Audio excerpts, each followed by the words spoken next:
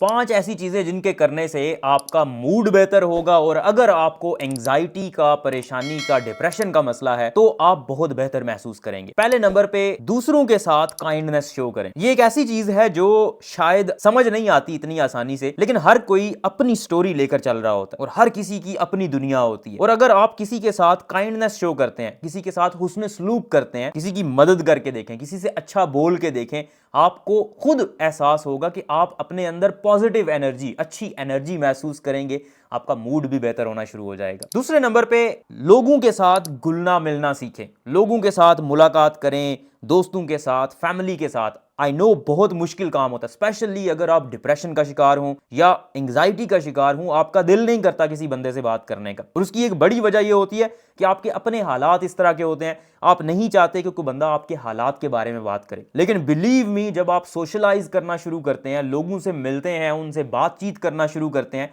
तो आपकी जितनी भी परेशानियां होती हैं वो आपको कम नजर आना शुरू हो जाती हैं और आप अपने आप के अंदर बेहतर महसूस करना शुरू कर देते हैं। तीसरे नंबर पे फिजिकल एक्सरसाइज है। जब आप वर्जिश करते हैं, किसी तरह की भी वॉकिंग करना शुरू कर देते हैं, दौड़ना शुरू कर देते हैं या वजन उठाना शुरू कर देते हैं, तो आपके जिस्म में कुछ ऐसे हार्मोन्स रिलीज होते हैं जिन्हें फील गुड हार्मोन्स कहते हैं, एंडोर्फिन्स वगैरह रिलीज होते हैं जो आपका मूड बेहतर करते हैं और आपके अंदर पॉजिटिव एनर्जी आती है। इसलिए अगर आपका मूड ठीक नहीं है, आप परेशानी का शिकार हैं, वर्जिश को अपना शिकार बना लें। चौथे नंबर पे माइंडफुलनेस है। देखें, जब भी आप परेशानी का, एंग्जाइटी का, डिप्रेशन का शिकार होते हैं तो आपके दिमाग में इंफॉर्मेशन का ओवरफ्लो होता है। बहुत सारी चीजें आपके दिमाग में चल रही होती हैं, ये करना है, वो रह गया, ये रह गया, ये पॉसिबल नहीं है, और उसी वजह से आपका डिप्रेशन, आपकी एंग्जाइटी और बढ़ती जाती है। एक विशियस साइकिल होता है जो चलता रहता है। और माइंडफुलनेस एक ऐसा तरीका है जिससे आप इन सारे कामों को कर भी लेंगे, लेकिन आप महसूस भी नहीं करेंगे कि ये बहुत ज्यादा काम है और बर्डन है आपके ऊपर। माइंडफुलनेस एक ऐसी जबरदस्त टेक्निक है। इसमें करना क्या होता है, आपने ये टेक्निक मैं कभी फिर एक्सप्लेन करूंगा,